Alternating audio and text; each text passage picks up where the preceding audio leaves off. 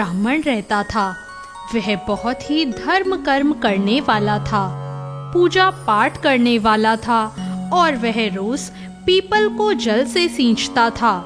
उसकी पूजा से प्रसन्न होकर एक बार माँ लक्ष्मी लड़की का रूप धारण करके पीपल में से निकलकर उस ब्राह्मण के पास आई और बोली, पिताजी, मैं आपके साथ चलूंगी। उस ब्राह्मण के पहले से ही 6 लड़कियां थी, इसलिए वह कुछ नहीं बोला और वापस आ गया। उसके साथ ऐसा हर रोज होने लगा। इसी चिंता में ब्राह्मण बहुत कमजोर हो गया। एक दिन ब्राह्मणी ब्राह्मण से बोली, मैं आपकी इतनी सेवा करती हूँ, फिर भी आप इतने कमजोर क्यों होते जा रहे हो? इसका क्या कारण है? आपको कौन सी चिंता सता रही है?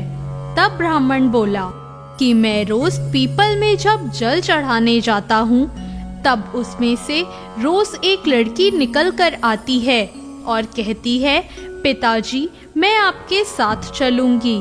तो ब्राह्मणी बोली, इसमें चिंता की क्या बात है? जहाँ हमारे 6 लड़कियां हैं, 7वीं और सही, और वह भी तो अपना भाग्य साथ लेकर आएगी। आप उसे कल अपने साथ ले आना। अगले दिन भी उस ब्राह्मण के साथ वैसा ही हुआ। वह ब्राह्मण उस लड़की को अपने साथ घर ले आया। जिस दिन से ब्राह्मण उस लड़की को घर लाया, उसी दिन से ब्राह्मण के दिन बदलने लगे।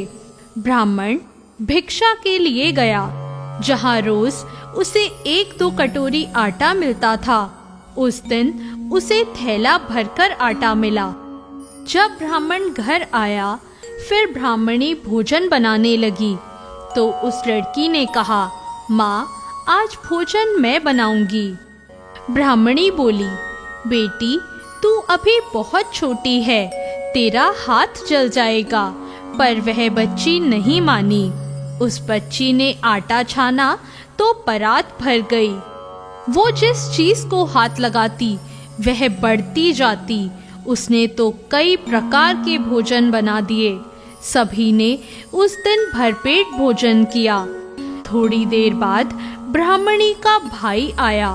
वह बोला, बहन, भूख लगी है, भोजन करूंगा। ब्राह्मणी सोच में पड़ गई कि सब तो भोजन कर चुके हैं, अब मैं अपने भाई को क्या खिलाऊंगी।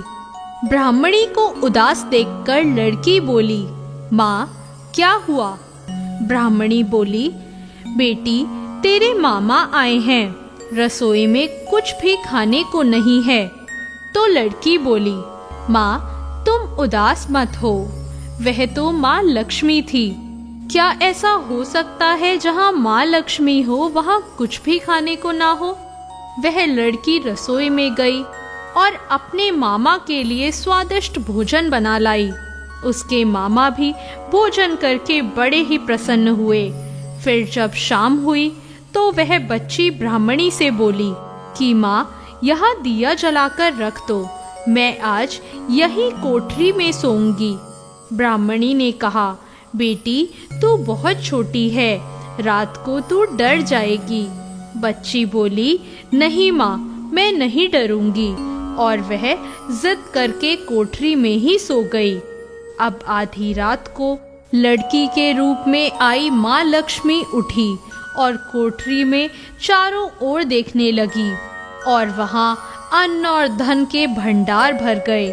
और वह बच्ची फिर वहां से जाने लगी। जब वह बाहर निकली तब उसने ब्राह्मण को सोते हुए देखा। उसे जाता देख ब्राह्मण की आंखें खुल गई। वह बोला, बेटी, तू कहाँ जा रही है?